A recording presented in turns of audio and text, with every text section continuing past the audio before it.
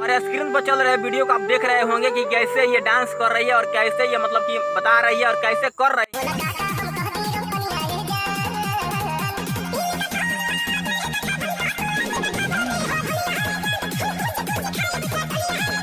Viral मतलब कि सब कुछ होता है, कोई चड्डी बनियान पर वायरल हो जाता है, कोई टैटू बनाकर वायरल हो जाता है।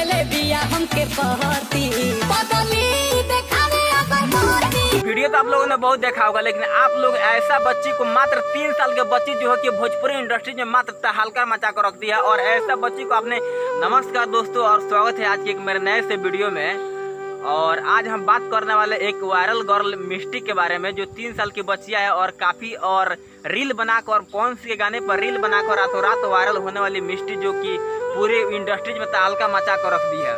पूरे भोजपुरी इंडस्ट्रीज में तहलका मचा कर रख दिया। एक 3 साल की बच्ची मिष्टी, लमसम उनका एज कहा जाए तो 3 साल करीब है। और 3 साल की एक लड़की एक भोजपुरी इंडस्ट्रीज में ऐसे वीडियो बनाती है और पवन सिंह के गाने पे कैसे वीडियो बनाकर रातों रात वायरल होती है। और कहा जाए तो उस लड़की के अंदर कहाँ से इतना एनर्जी आया और कहाँ से इतना दिमाग आया और कैसे और इस चीज को उन्होंने हासिल किया और कैसे उन्होंने पूरा किया।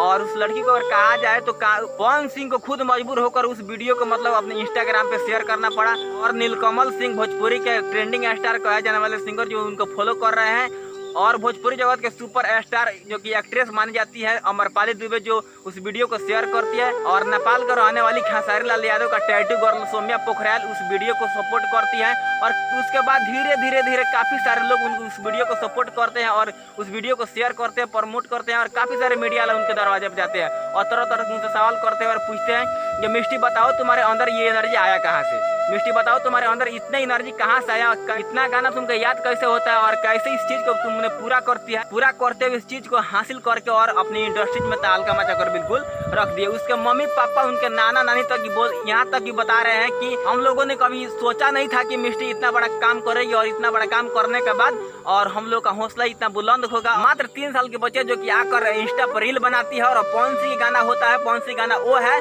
जो काफी इंडस्ट्री में ट्रेंड कर रहा है। भोजपुरी इंडस्ट्री में बहुत बड़ा लेवल का गाना है। पवन सिंह कोई छोटे मोटे गायक है नहीं, भोजपुरी इंडस्ट्रीज के बादशाह माने जाते हैं हमारे पावर स्टार पवन सिंह। और इस वीडियो गाने को लेकर आते हैं और इस वीडियो पर और इस गाने पर रील बनाकर रातों रात वायरल हो जाती है।